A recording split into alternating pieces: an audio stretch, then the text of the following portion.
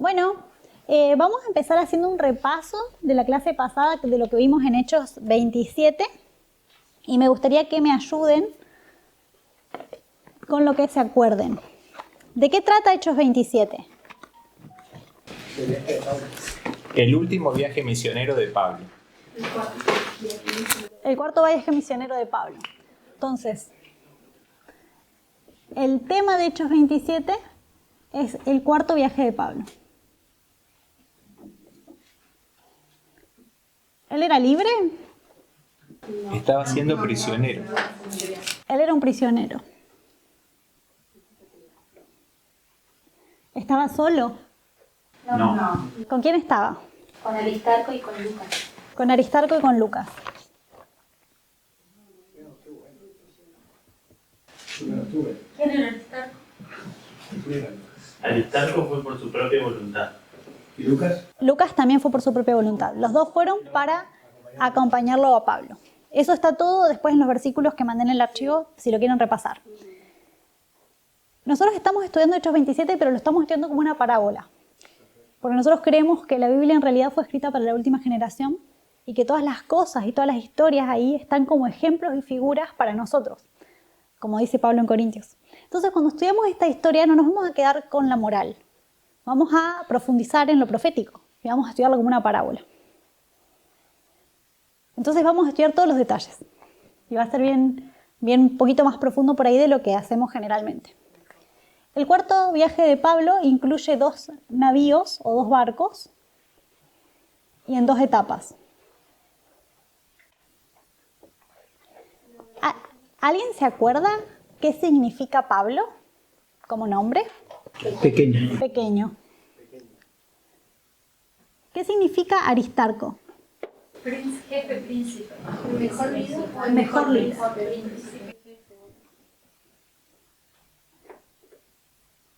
¿Y qué significa Lucas? Luminoso. Dador de luz. Dador de luz.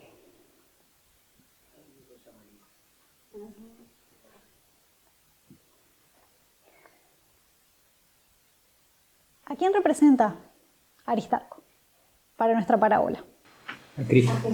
A Jesús. ¿Por qué? ¿Qué conexión hicimos? Daniel 10. Porque él fue voluntariamente a acompañar en ese viaje feo, digamos. Él fue voluntariamente y era un buen líder. Y vemos también en Daniel que Gabriel, el ángel Gabriel, se refiere a Cristo como el mejor príncipe, el mejor líder. Se refiere a Miguel. El jefe de los Uno de los príncipes. principales príncipes. Exacto. Además creo que Elena de White decía también en las citas que leímos que Aristarco había ido a acompañar a Pablo para acompañarlo en su dolor y en su sufrimiento. Sí, ambos tenían el objetivo de ministrar a Pablo y fueron por amor, porque ellos no tenían que estar ahí en ese viaje horrible, pero amaban mucho a Pablo. Pablo era prisionero. Lucas, ¿a quién representa? Al Espíritu Santo. ¿Por qué? Porque él es el que escribe hechos y en ningún momento habla de sí mismo. Él es el que da testimonio, digamos, de lo que está sucediendo a través de sus escritos. Lucas escribe hechos, pero nunca habla de sí. Siempre habla de otras personas. Es muy humilde. Y escribe todas estas cosas y las deja registrada para nuestro beneficio. Y en esa obra representa al Espíritu Santo. Lucas también era médico. Sabemos que la función de los médicos es dar salud, dar vida, salvar de la muerte. Y esa es la función del Espíritu Santo también. ¿Y Pablo? ¿Qué representa? Pequeño. Pablo está ahí prisionero, vulnerable y pequeño. Y eso somos nosotros. Estos son los seres humanos. Digamos que Pablo estaría representándonos a nosotros.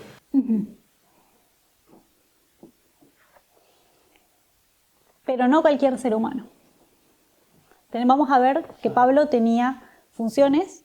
¿Y quién era? Pablo era judío, fariseo de fariseos, súper judío de pedigrí. Y él tiene un mensaje importante que dar cuando empieza el viaje.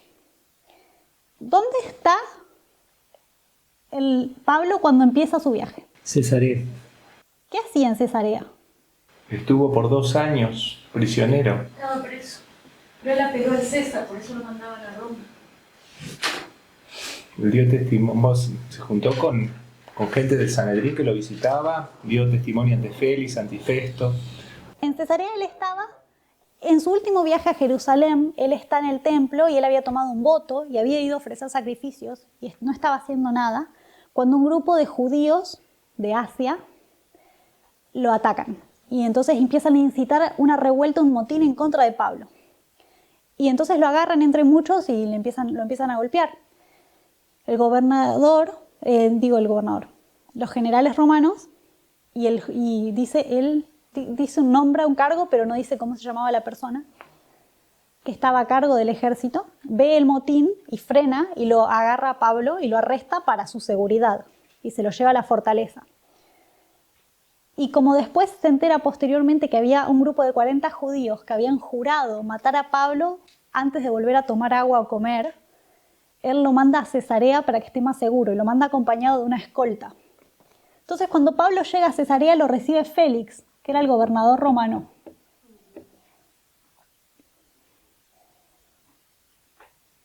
Y Pablo no está ocioso en este lugar. Él se queda en este lugar y a Félix él le da un mensaje que tenía 3 partes.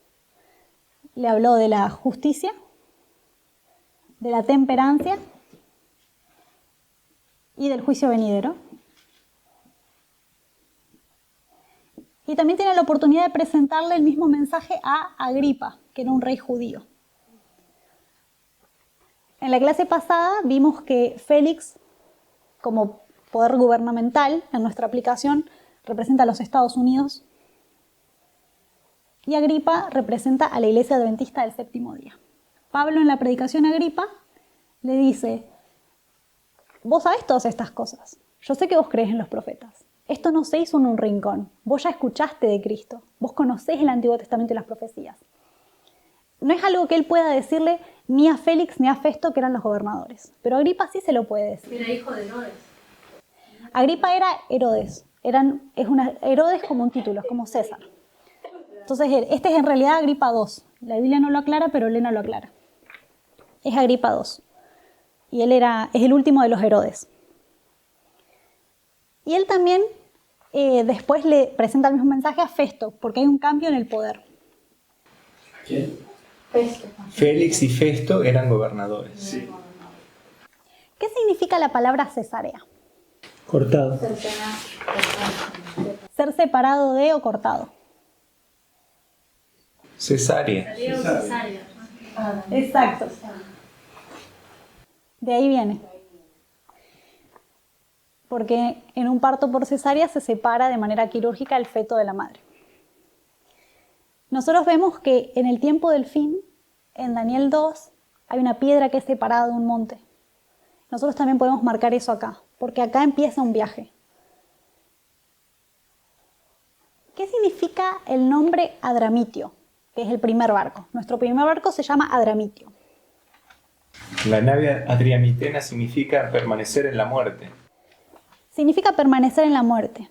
Y para yo permanecer en un estado quiere decir que por alguna otra razón yo ya llegué a esa condición.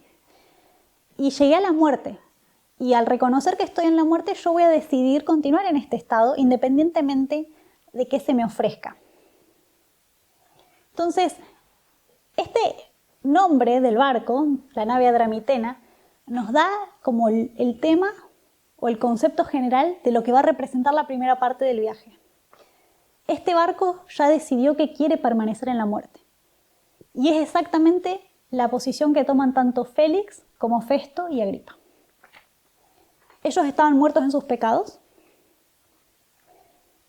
Y cuando reciben el mensaje profético de Pablo, ellos ven su culpa, ven su transgresión, se despierta su conciencia, el Espíritu Santo les habla, les da luz. Y ellos ven el camino correcto, pero eligen permanecer en el que ya estaban, eligen la muerte. Y al ser rechazado este mensaje, ya no tienen otra oportunidad. Nosotros vamos a aplicar esto y vamos a decir que este momento es el tiempo del fin. Que para nuestro entendimiento es 1989. Según Daniel 11:40, parte B.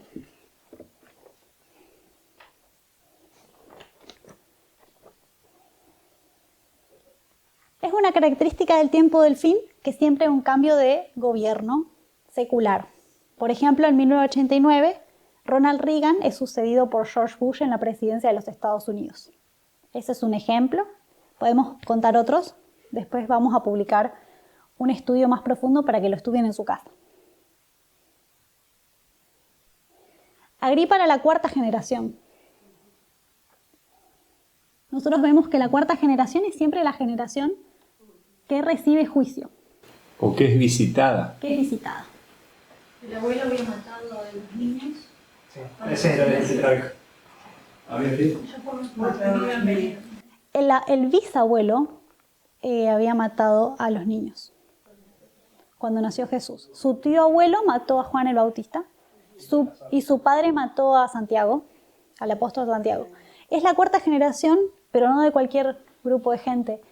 Es la cuarta generación de reyes que matan a los profetas.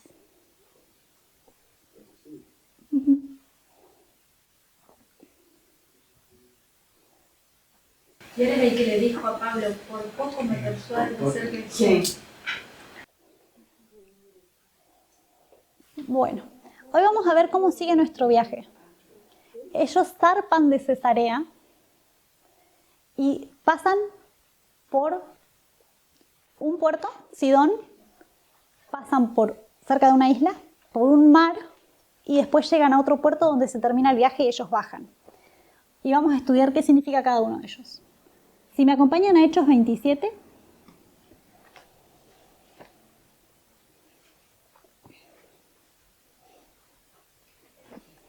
Vamos al versículo 3. ¿Qué versículo? 3. Hechos 27, 3. Al otro día llegamos a Sidón y Julio, tratando humanamente a Pablo, le permitió que fuese a los amigos para ser atendido por ellos. Vamos a ver qué dice Elena con respecto a esto. Si van al archivo que envié y que están las notas, vayan a la fecha del día de hoy, que es 18 de julio, y ahí vamos a ver algunos versículos. Me olvidé de agregar la cita ahí. Bueno. Sí. En Bosquejos de la vida de Pablo, 263.1, LP 263.1, Elena nos dice que su estadía en Sidón fue como un oasis para Pablo. El inglés nos dice que fue un refrigerio. Esa me olvidé de ponerla en el archivo y la voy a poner. Sí, vamos a escuchar la cita. El viaje comenzó prósperamente y al día siguiente echaron el ancla en el puerto de Sidón. Aquí Julio, el centurión que había escuchado el discurso del apóstol ante Agripa y que por lo tanto había tenido una disposición favorable hacia él, rogó cortésmente a Pablo y al ser informado de que había cristianos en el lugar, le dio la libertad de ir a sus amigos para refrescarse. El favor fue muy apreciado por el apóstol, que estaba en débil salud, pero escasamente provisto de comodidades para el largo viaje, Su breve estadía en Sidón fue como un oasis en su estéril y triste camino y resultó ser un consuelo y aliento para él durante las ansiosas y tormentosas semanas en el mar. Entonces fue un punto de refrigerio, un oasis.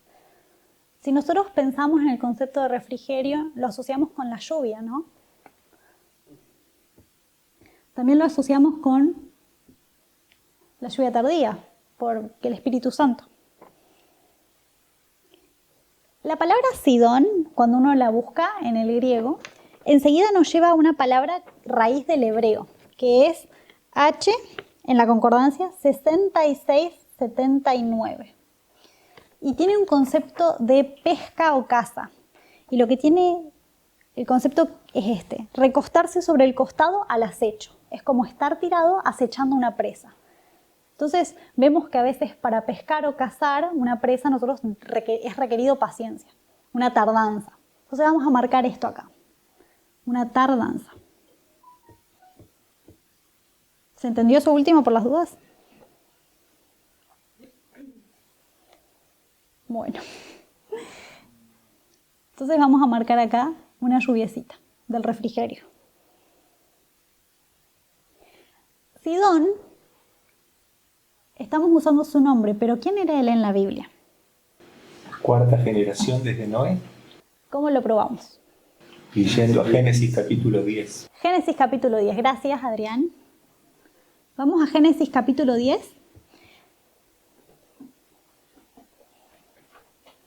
Decí los versículos, si lo tenés. 15,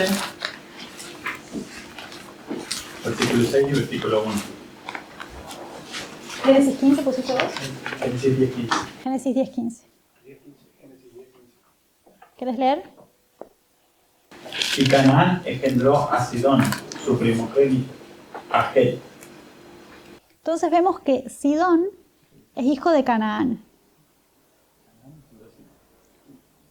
¿De quién es hijo Canaán? De Cam. De Cam. En el 6, los hijos de Cam, Cus, Misraim, Fut y Canaán. Y Cam es hijo de Noé. Entonces Sidón es otro testigo más que nos agrega de que estamos en la cuarta generación. Y que tenemos que prestarle atención a esto. Porque ningún detalle es menor cuando estamos estudiando la Biblia como parábolas. Todo es relevante. Cada palabra tiene su peso.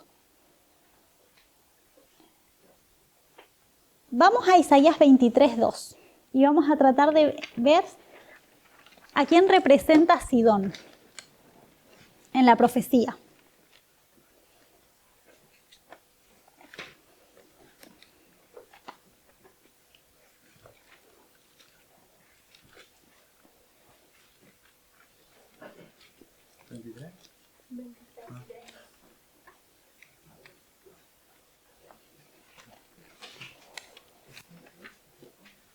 ¿Podés repetir la referencia? Isaías 23:2. Isaías 23:2. Mejor lo repito yo, entonces queda para el video, capaz no se entendió.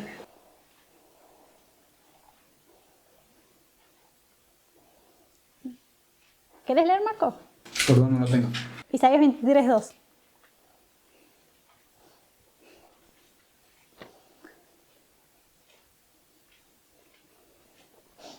Vamos a leer el primero y el segundo versículo, entonces tenemos contexto. Isaías 23:2. Callad, moradores de la costa, mercaderes de Sidón, que pasando el mar te abastecían. Su provisión procedía de las sementeras que crecen con las muchas aguas del Nilo, de la mies del río. Fue también emporio de las naciones. Entonces vemos que en Isaías se le está hablando a Tiro. Y entonces dice que que Sidón va a llorar cuando Tiro sea destruida, porque Sidón abastecía a Tiro.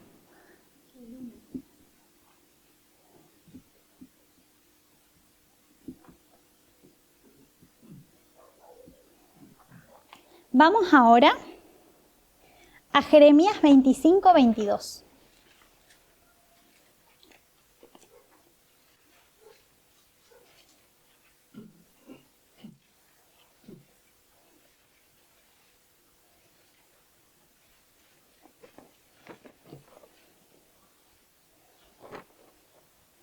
Jeremías 25:22.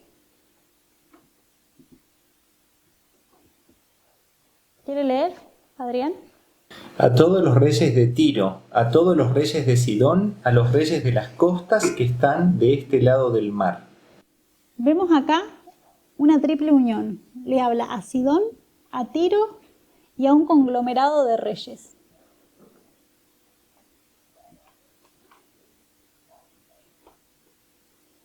Que son los reyes de las costas. Nosotros sabemos que Tiro representa a Babilonia. Lo estudiamos en Apocalipsis, cuando estudiamos Apocalipsis 18. Después hacemos una comparación con Ezequiel y vemos que Tiro representa a Babilonia. Sabemos que Babilonia representa al papado.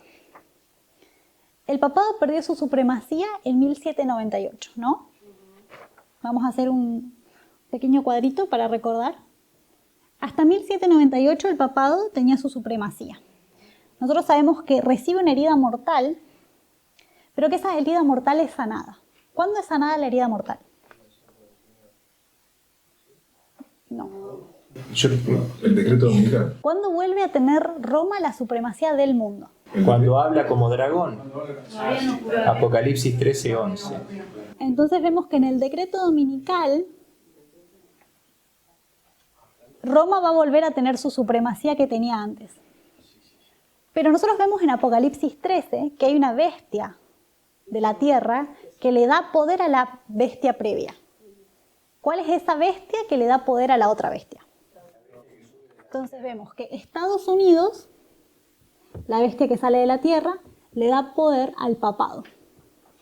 Nosotros vimos que el papado es Tiro. ¿Y quién abastece a Tiro? Sidón. ¿Qué significa abastecer? Reponer lo que se perdió.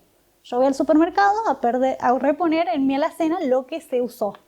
Entonces vemos que Tiro tenía algo, lo pierde, y Sidón lo reabastece. Entonces Sidón representa a Estados Unidos. ¿Quedó claro? ¿Pudieron seguir la lógica? ¿Un poco de feedback?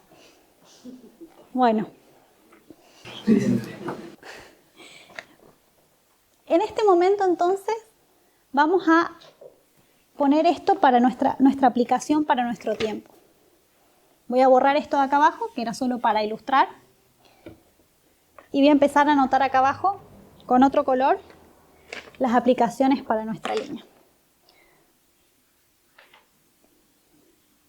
Entonces nosotros vimos que 1989 es Cesarea, tiempo del fin, donde es cortada una piedra. Y llega un mensaje, que es el primer mensaje angélico. Y esto incluye que se abren las profecías de Daniel. Es un mensaje que se va a dar a dos instituciones: Estados Unidos y la Iglesia Adventista.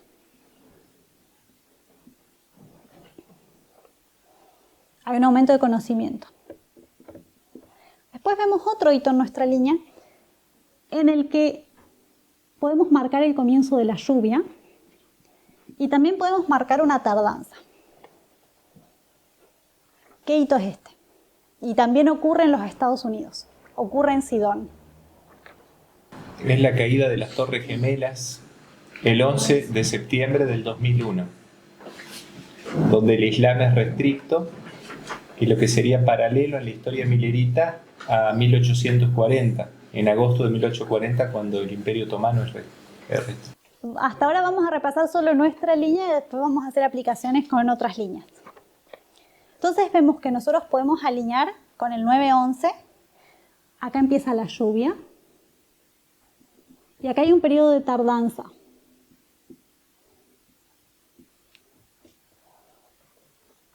Lo siguiente, en el viaje del barco de Adramitio, la nave adramitena, es pasar por la isla de Chipre. Perdón, Agustina, el versículo ese decía Tiro, que lo asemejamos con Babilonia, Sidón, Estados Unidos, pero dicen los reyes de las costas también. Sí, eso lo vamos a ver en un rato. Chipre. Ellos navegan a sotavento por Chipre, pero no paran en el puerto de Chipre. Entonces, ahora vamos a explicar. Es un tiempo breve, pero es un periodo de tiempo, pero es cortito. Acá vemos en Chipre, si vamos y leen conmigo en Hechos 27, 4.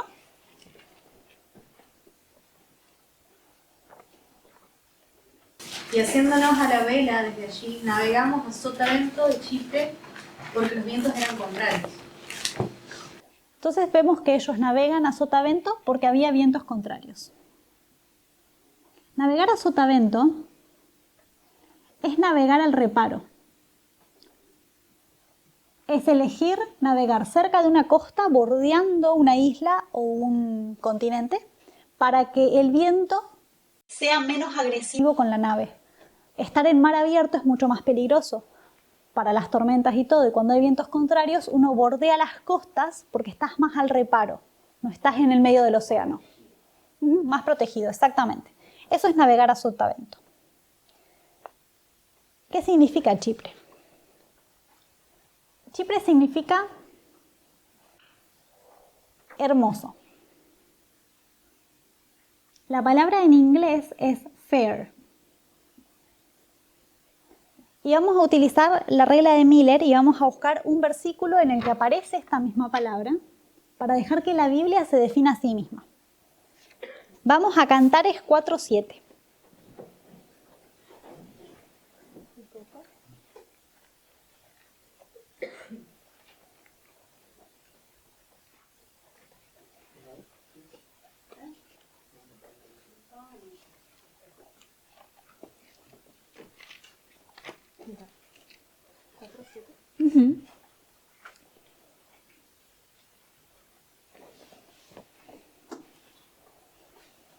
¿Quieres leer, Edu? Toda tú eres hermosa, amiga mía, y en ti no hay mancha. Entonces vemos que hay una estructura en este versículo. 7:4 era, ¿no? Sí. No, 4:7, perdón. 4:7. Vemos que le dice, vos sos hermosa, y cuando repite y amplía, dice, en ti no hay mancha.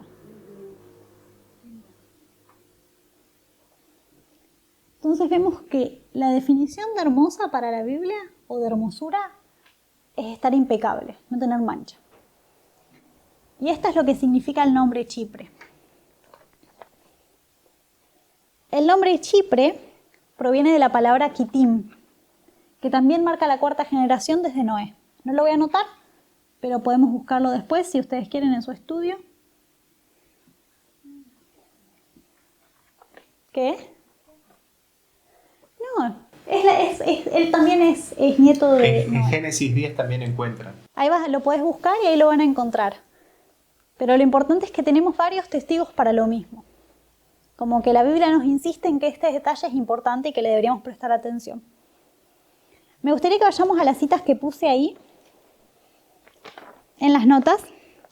La cita que vamos a leer está en Primeros Escritos, que es PE 238.1 y 2.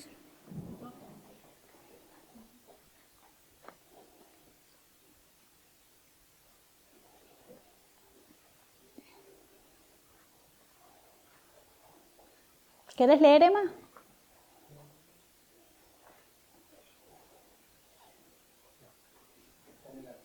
Sí. PE 238.1 y 2.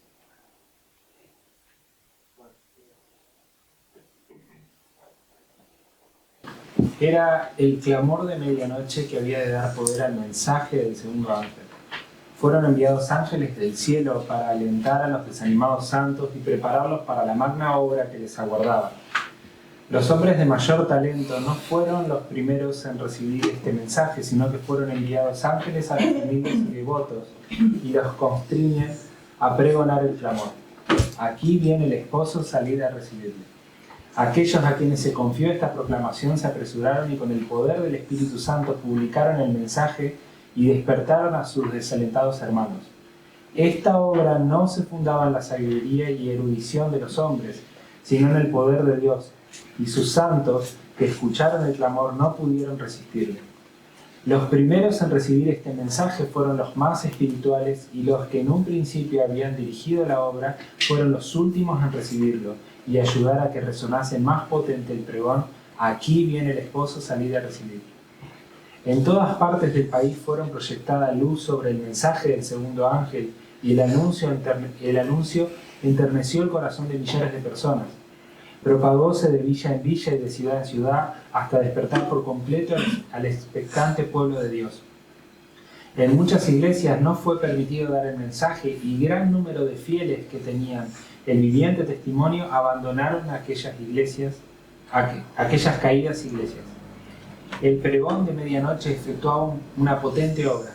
El mensaje escudriñaba los corazones e inducía a los creyentes a buscar por sí mismos una vívida experiencia. Comprendían que no podían apoyarse unos en otros. ¿Sigo? Hasta ahí está bien. Después cambia de cita. Pero gracias, Emma.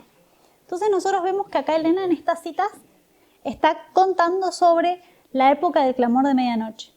El clamor de medianoche lo podemos marcar como un punto en el tiempo o como un periodo. porque fue un periodo en el que se extendió el mensaje, hasta que se llenó y todos recibieron el mensaje. Se nos dice que muchas personas que en sus iglesias no permitían predicar este mensaje, pero ellos tenían el testimonio viviente, ellos salieron de esas iglesias. ¿Qué significa tener el testimonio viviente? Significa que mi testimonio viene de adentro para afuera, que mi vida no tiene mancha y doy un buen testimonio, un testimonio impecable, un testimonio puro.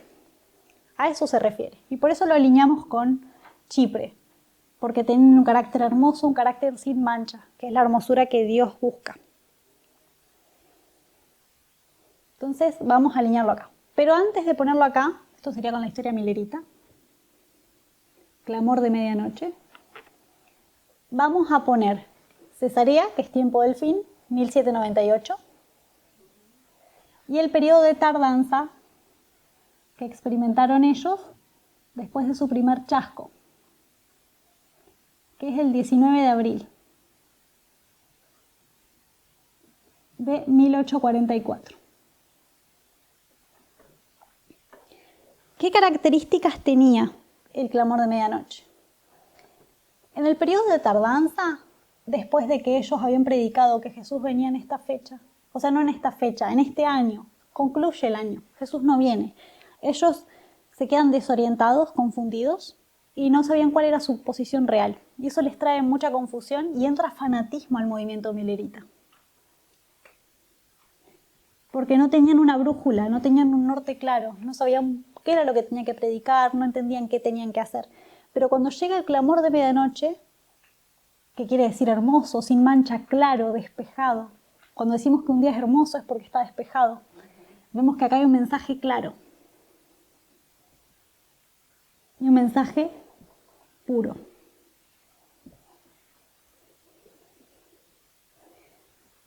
En Chipre había vientos contrarios. ¿Qué representa un viento en la Biblia?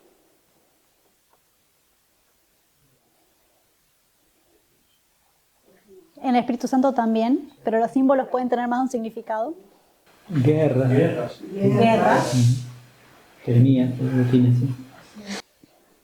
Cuando Jesús habla de Juan el Bautista, Destrucción. Fueron soldados por la vida. Y cuando Jesús habla de Juan el Bautista y dice, ¿a qué salieron a ver? ¿A una caña sacudida por el viento? ¿A qué se refiere? Corrientes de pensamiento. Los vientos son doctrinas. Siempre escuchamos esa frase, vientos de doctrinas. Jesús se refiere a Juan así porque Juan no era una caña sacudida por los vientos. Él sabía lo que creía. Era un profeta. En Chipre hay vientos contrarios. Y vamos a ver a qué se refiere eso. Hay una cita que puse ahí en el archivo para probar que los vientos equivalen a doctrinas y está en Testimonios para la Iglesia, tomo 4, que es 4TI, y el código es 78.2. Solamente voy a leerla yo rapidito. Hay en la Iglesia algunos que necesitan aferrarse a las columnas de nuestra fe, asentarse y hallar roca firme para su fundamento, en vez de flotar sobre la superficie de la emoción y moverse gracias a los impulsos. Hay en la Iglesia dispépticos espirituales. Se han convertido en inválidos y su debilidad espiritual es el resultado de su propia conducta vacilante. Son arrastrados de un lado a otro por variables vientos de doctrina. Con frecuencia se ven confundidos y sumidos en la incertidumbre, porque se dejan llevar enteramente por los sentimientos. Entonces vemos que Elena hace esta comparación. Lo contrario, doctrina. Tenemos un testigo que apoya nuestra hipótesis y entonces podemos estar tranquilos. Chipre tiene una característica interesante. 2 falsos profetas que atacaron el movimiento de la iglesia primitiva, el movimiento de los discípulos, eran de Chipre, eran oriundos de Chipre. Y vamos a leer sobre ellos. Está Bar Jesús, también conocido como Elimas. Bar Jesús, también conocido como Elimas. Elimas. Y también estaba Simón Mago.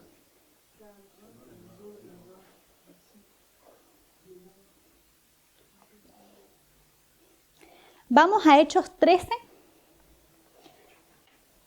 6 y 8.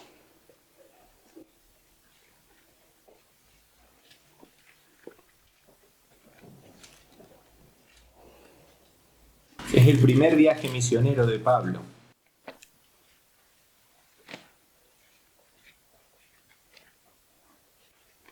¿Quiere leer, Hugo? Hechos 13, 6 y 8. Y habiendo atravesado toda la isla hasta Pafos, hallaron a cierto mago falso profeta judío llamado Barjesús. Y el 8. Pero les resistía Elimas, el mago, pues así se traduce su nombre, procurando apartar de la fe al procónsul.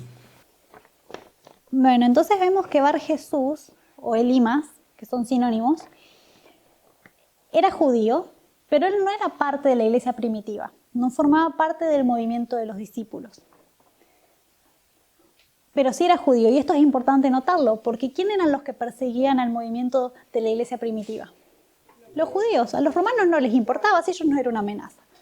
O sea, los judíos tuvieron que convencerlo a Félix de que lo deje preso a Pablo. Y Festo, cuando agarra su oficina, cuando lo sucede a Félix, dice que lo deja preso a Pablo para quedar bien con los judíos. Pero Pablo no tenía ningún motivo para estar prisionero. Era solo que la iglesia judía estaba presionando al Estado. Bueno, Bar Jesús, Elimas, era un judío externo a la iglesia primitiva que los estaba atacando y causándoles problemas. Y después lo tenemos a Simón Mago. Vamos a Hechos 8 a ver la historia de este personaje.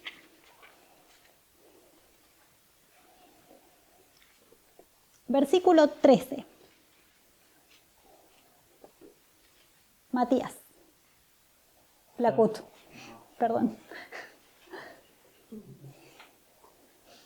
También creyó Simón mismo, y habiéndose bautizado, estaba siempre con Felipe, y viendo las señales y los grandes milagros que se hacían, estaba atónito. Y ahora, seguí un poquito. Seguí. Cuando los apóstoles que estaban en Jerusalén oyeron que Samaria había recibido la palabra de Dios, enviaron allá a Pedro y a Juan, los cuales, habiendo venido, oraron por ellos para que recibiesen el Espíritu Santo. Ahora el 18.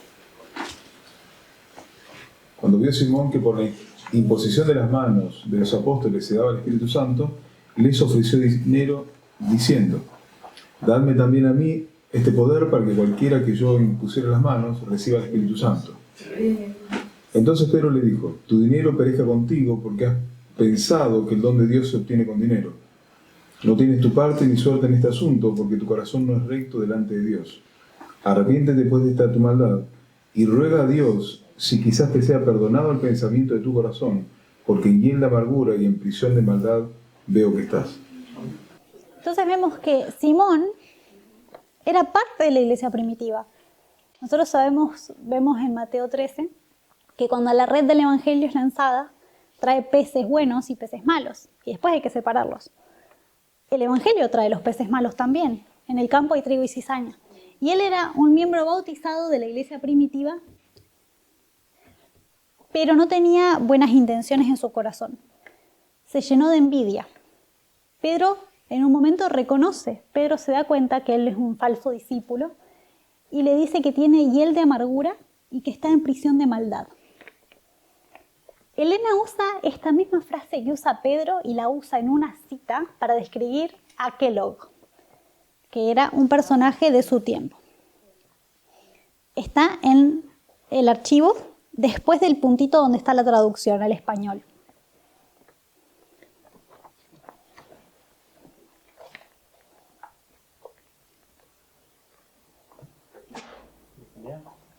No, voy a leer yo. ¿Dónde está la cita?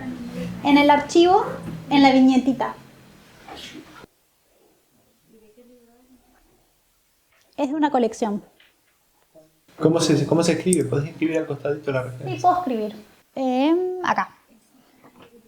SP T B larga 07 espacio 60.3.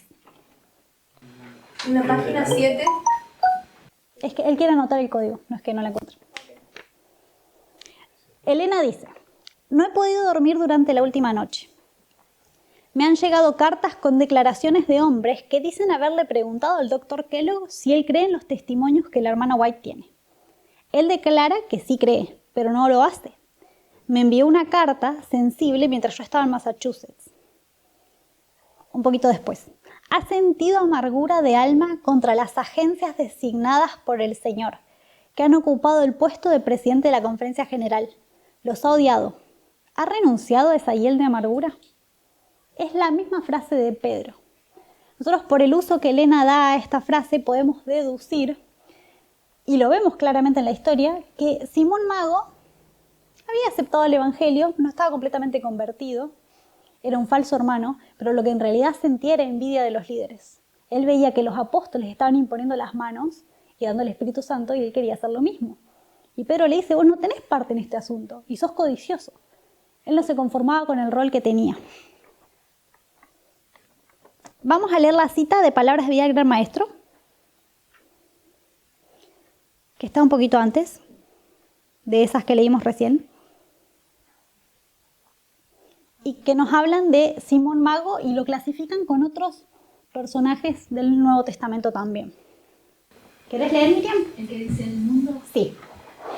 El mundo no tiene derecho a dudar de la verdad del cristianismo porque en la iglesia haya miembros indignos, ni debieron los cristianos descorazonarse a causa de sus falsos hermanos.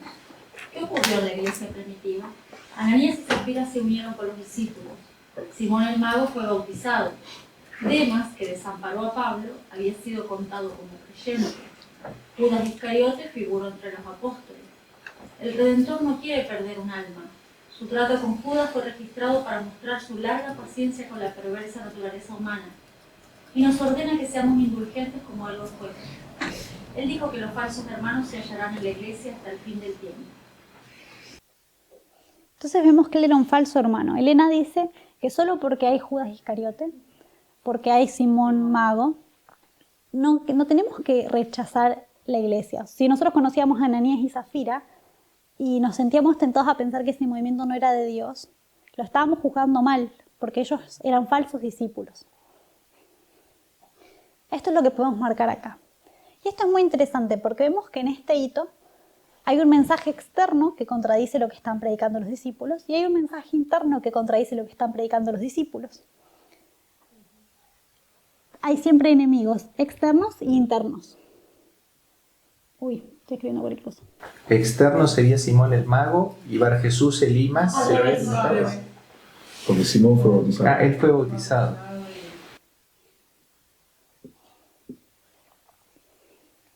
Es interesante pensar esto que estuve leyendo hace un poquito, pero no profundicé en la historia.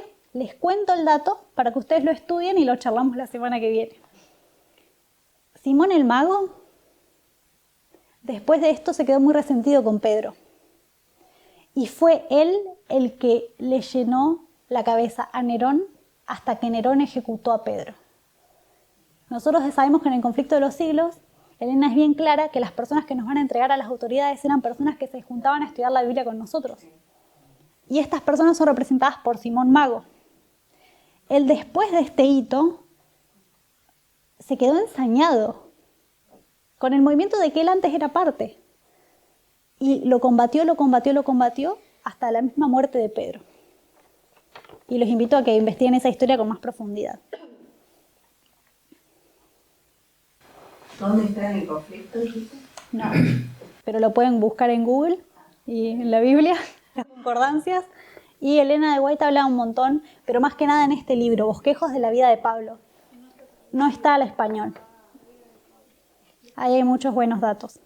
¿Y de quién la vida de Pablo quién lo edita ese libro? Elena. Elena. Ella lo escribió. Ah, qué bueno, no está traducido. No, hay un montón de material. Antes dice Hay mucho material de Elena que está solo en inglés. Por eso yo pongo las citas y pongo la viñetita traducida. ¿Se puede conseguir ese libro en inglés? Está en la app de Elena, es gratis. Está en el celular, lo puedes tener gratis. Bueno, vamos a seguir. Después te ayudamos si querés, Sergio. Lo que pasa es En la compu también está. Después te ayudamos. Bueno, entonces vamos a ver que después de Chipre ellos pasan por un mar. Vamos a buscarlo en Hechos 27 para seguir trazando nuestra travesía. Esto lo vamos a ver en el versículo 5, que nos marca la última parte del viaje en la nave adramitena. ¿Querés leer, Muni? Habiendo atravesado el mar frente a Cilicia y Panfilia, arribamos Ah, mira. Ciudad de Licia. Entonces acá terminamos de marcar. Pasan por un mar que se llama Cilicia y Panfilia y después llegan a Mira-Licia, que es el puerto en el que encallan finalmente. Como todo en esta historia, estas palabras también tienen un significado. Cilicia significa derrocar o dar vuelta.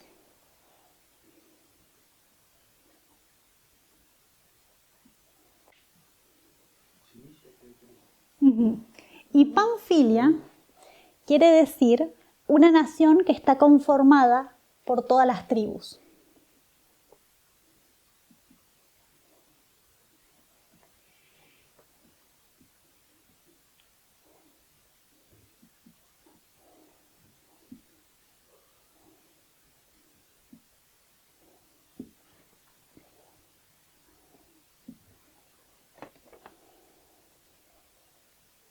¿A qué nos referimos con esto?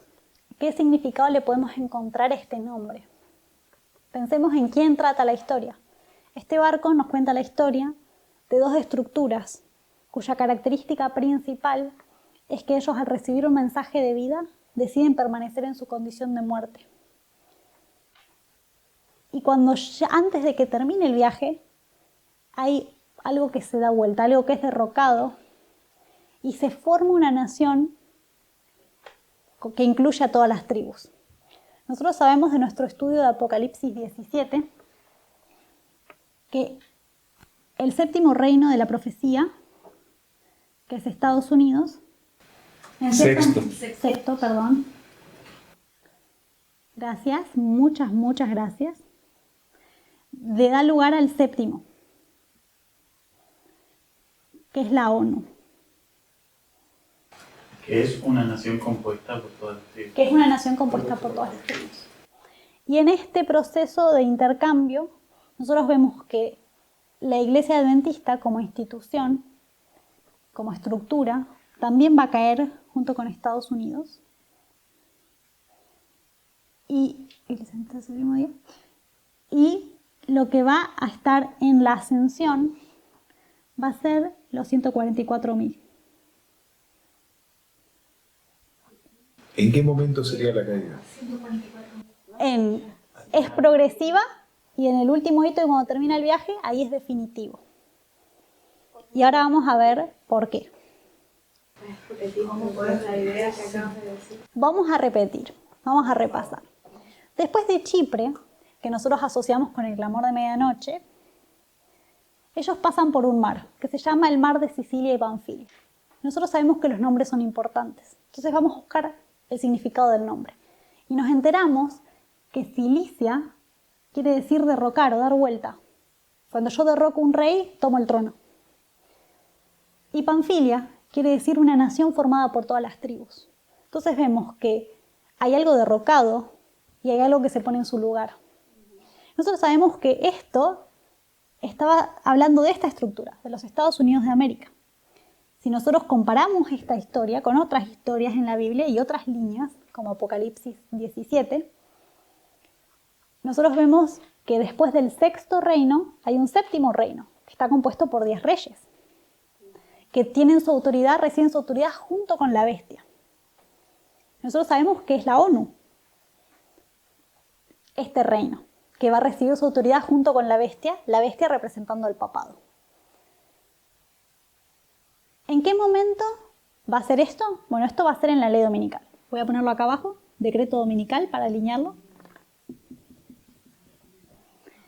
En la ley dominical, Estados Unidos termina de caer. ¿Por qué termina de caer Estados Unidos? ¿Por qué marcamos esto? Estados Unidos fue fundado antes de 1798, pero en 1798 Elena lo marca como el sexto reino que es. Un reino que lo hemos descrito en Apocalipsis 13 como teniendo 2 cuernos, y es un cordero. Pero en el futuro ese cordero habla como dragón. O sea, esta nación pretendía ser un cordero, pero después nos damos cuenta que no. Y el momento en que esto ocurre, que este cordero, nos damos cuenta que no es un cordero, sino que en realidad es un dragón, es en la ley dominical, cuando se legisla leyes de la tierra que opriman a la gente que guarda la ley de Dios. Cuando la ley de los hombres sea puesta por encima de la ley de Jehová. En este punto es que Estados Unidos sufre su caída. Elena lo dice. ¿Qué significa Mira y qué significa Alicia? Bueno, vamos a ver qué significa Mira y qué significa Alicia. Solo para agregar algo, también los 144.000 que se levantan, sabemos que están formados y representados en todas las tribus. O sea, son representantes de todas las tribus. Claro, muy buen comentario, muy buen comentario. Sabemos que los 144.000 en Apocalipsis 7 son sellados de las 12 tribus de Israel. No son de Claro, son 12.000 de cada tribu. Claro. Características especiales. Bueno, vamos a ver entonces qué significa mira. Mira proviene de la palabra mirra y se remonta al Antiguo Testamento. ¿Qué es la mirra? Una planta que cuando más se machaca, más da olor da. Es un perfume, es una planta. Se usaba también en usos medicinales para aliviar el dolor de los aquejadumbrados. Por eso se le ofrece mirra a Jesús, pero la rechaza antes de la crucifixión, porque era un estupefaciente, un anestésico. Se le ofrecía a los que iban a morir muertes horribles. Tiene una característica especial. La mirra es amarga, es muy amarga. Y para hacerla más agradable para tomar, se la mezclaba con vino, que es lo que le ofrecen a Cristo. Mirra con vino, porque por más enfermos que estemos, no nos gusta el jarabe feo.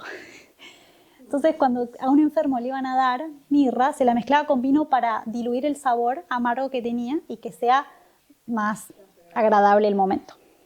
Entonces, podemos asociar que la mirra tiene un componente de amargura. Estamos completando también la línea de Miller, así que vamos a pensar, ¿en qué momento de su historia ellos tuvieron un momento muy amargo? En el chasco. En el chasco. En el segundo chasco. Ellos pensaban que Cristo iba a venir, lo habían predicado, lo estaban anhelando, esperando, y se llevaron una amargura horrible. Fue un momento muy horrible. Vemos que acá coincide este hito. ¿Qué quiere decir Licia?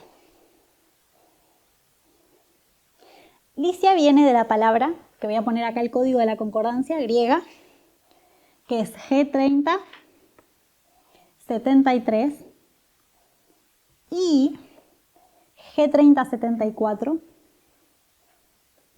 G30, 22. También, porque es como que las palabras tienen su palabra raíz. Entonces nosotros encontramos una palabra, vamos a la palabra raíz y después vamos a otra palabra raíz. Y vemos que en una palabra se hace una referencia a pelo blanco o a un lobo blanco. También se menciona como crueldad o un lobo cruel. Y también este blanco no es cualquier blanco. Tiene una característica especial. Es el blanco con el que se describía una cosecha madura de trigo. Hay ciudades que tienen este nombre, creo que era Argos, que era una ciudad que tenía esta característica, que se llamaba ciudad como blanca, porque cuando el grano estaba maduro y vos podías mirar, veías que todo era blanco cuando el trigo maduraba. Es el blanco del grano maduro.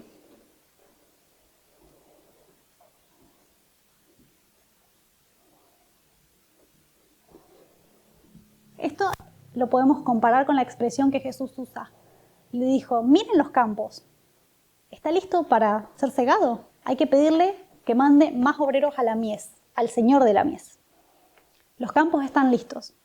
Y él usa esta expresión, y podemos encontrar de manera tácita, en la lógica, que era fácil distinguir cuando estaba cerca la cosecha, visualmente, por cómo se veía. Entonces vamos a asociar este blanco con un periodo de cosecha.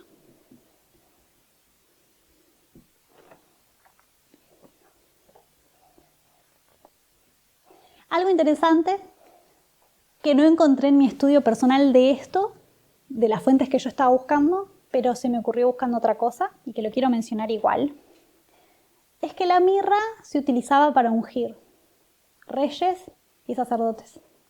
Y es interesante porque nosotros vemos que acá hay dos estructuras que están cayendo, pero cuando llega este hito, este evento, este puerto, hay estructuras que son ungidas, seculares y religiosas. Y la mirra se usaba para ambas, para ungir a ambas. Me pareció que valía la pena mencionarlo para que lo estudien en su casa y vean si pueden coincidir. Nosotros sabemos que en la historia milerita, en el chasco de octubre, también fue una cosecha. Ellos tuvieron acá un aumento de conocimiento con el mensaje y después son probados. Y la prueba consistía en si ellos realmente habían aceptado este mensaje y habían dejado que el mensaje transforme sus vidas. Y se probó de que había dos grupos. La gran mayoría solo había profesado algo y una minoría pasó la prueba. Sabemos que fueron los pioneros de nuestra iglesia, pero que era un grupito muy pequeño. Entonces también hubo una cosecha ahí. Vamos a alinear entonces con nuestra línea. Nosotros sabemos que el momento en el que termina de caer Estados Unidos como estructura, y podemos ver otro poder o marcar un séptimo reino, es en la ley dominical, que acá la puse, pero la voy a poner acá de vuelta.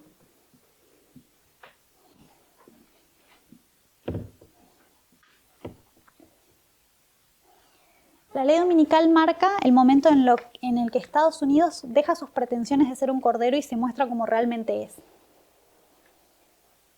Y este también es el momento en el que cierra la puerta de gracia para la estructura de la iglesia adventista. Lo vemos también en Daniel 11:41. Cuando el rey del norte pone sus baluartes en la tierra gloriosa, que es Estados Unidos proféticamente, nosotros vemos que hay muchas personas que caen. Pero después de que caen los israelitas, algunos, hay un tiempo de gracia para Edom, Moab y Amón. Nosotros sabemos que lo que va a probar al mundo es el mensaje de la ley dominical. Pero las personas, los obreros de la hora undécima, las personas del mundo, ellos no saben que hay que guardar el sábado, porque nunca lo han escuchado. Y en el decreto dominical va a haber un aumento de conocimiento para que cada persona que esté en la faz de la tierra tenga su oportunidad de decidir a quién va a servir. Acá termina la historia para el barco de Adramitio, para la estructura. Esta estructura cierra. Este barco deja de viajar. Pero esta historia está tratando no solo con las estructuras, sino con las personas. Y Pablo y los pasajeros se bajan y se cambian de barco. Entonces su historia sigue. Nosotros podemos inferir que después de Mira Alicia ellos todavía tenían un trabajo para hacer en esta línea. Y la semana que viene vamos a empezar, después de un repaso, a estudiar el segundo viaje, que es en la nave alejandrina, de la cual Elena nos dice que es un buen barco, como habíamos visto en la primera clase. ¿Quieren que haga un repaso general o quieren que terminemos acá? ¿O tienen alguna pregunta? Yo tengo una pregunta. Ahí el sexto, dice Reino. de USA. Sí. Sí, acá. La ONU. Reino de la profecía bíblica. Esto lo encontramos en Apocalipsis 17, donde vemos que hay 8 reinos en total, pero el octavo es uno que resurge de los que habían muerto. Nosotros vemos lo que habíamos hablado hace un rato, que en 1798 el papado pierde su supremacía, pero que posteriormente Sidón, reabastece a Tiro, dándole poder nuevamente en la ley dominical. Y los 10 reyes, que es la ONU, reciben su poder juntamente con la bestia, y la bestia es el papado. Entonces vemos que en la ley dominical Estados Unidos le da poder de nuevo a la bestia. Entonces por eso lo marcamos acá. Ahora quizás podés responder lo que es las costas, porque Tiro, Sidón y las costas serían también los 10 reyes. Hola, ONU. Claro, bueno, gracias por recordarnos de eso. Tenemos acá este conglomerado de reyes, representa la ONU. Tenemos el papado, que es Tiro, Sidón, que es Estados Unidos, y el conglomerado es la ONU. Y esa es la triple alianza, la bestia, el dragón y el falso profeta. Los 3 espíritus del mundo van a ir adelante. Así que eso espero que les haya servido. ¿Alguna otra pregunta que yo pueda responder? Bueno, vamos a hacer un repaso. Nosotros vimos que el barco parte de Cesarea. Pablo no estaba ahí por elección propia, pero de todas maneras fue usado por Dios para llevar un mensaje, al cual el mensaje es llevado a 2 personajes diferentes. Uno, un poder gubernamental romano, que representa a los Estados Unidos, y el otro, un poder religioso. Agripa no solo era un rey judío, sino que era parte del liderazgo del templo. Él formaba parte de un grupo que elegía al sumo sacerdote. Y él conocía las profecías. Y Pablo le da un mensaje a los 2. Después de esto se zarpa y empieza un viaje por mar. El primer puerto es Sidón. Podemos asociar Sidón con el refrigerio, porque vemos que se le permite a Pablo visitar a sus amigos, y esto es un gran alivio para él. Y lo podemos asociar con una tardanza, porque Sidón significa estar al acecho de una presa, y esto requiere paciencia. Vemos que Agripa era la 4ª generación, y Sidón es la 4ª generación también. Vemos que Sidón, en la profecía, está relacionada con Tiro, y suple las necesidades de Tiro. Y se lo asocia con una unión triple, con un conglomerado de reyes. Entonces nosotros vemos que esto se alinea con el 9:11 en nuestra línea, porque es cuando empieza la lluvia, después de un periodo de arado. Si pensamos en el modelo de la agricultura, primero se ara un campo y después llueve para que crezca la plantita. Acá empieza la lluvia y empieza un periodo de tardanza, de espera. Posteriormente pasa por Chipre. Nosotros sabemos que antes de la ley dominical, el pueblo de Dios también va a tener que recibir un clamor de medianoche que despierte las vírgenes dormidas. Entonces eso lo asociamos con Chipre, porque el clamor de medianoche en la línea milerita hizo que el mensaje sea claro y puro y que prepare al pueblo para la prueba. Después de esto, ellos pasan por un mar, que nos habla de algo que se da vuelta, algo que es derrocado y algo que sube. Y cuando llegamos a Mira, Licia, vemos 2 cosas. Vemos que se asocia con el blanco que tiene el grano maduro cuando está listo para la cosecha. Vemos que hay una cosecha y que hay una amargura.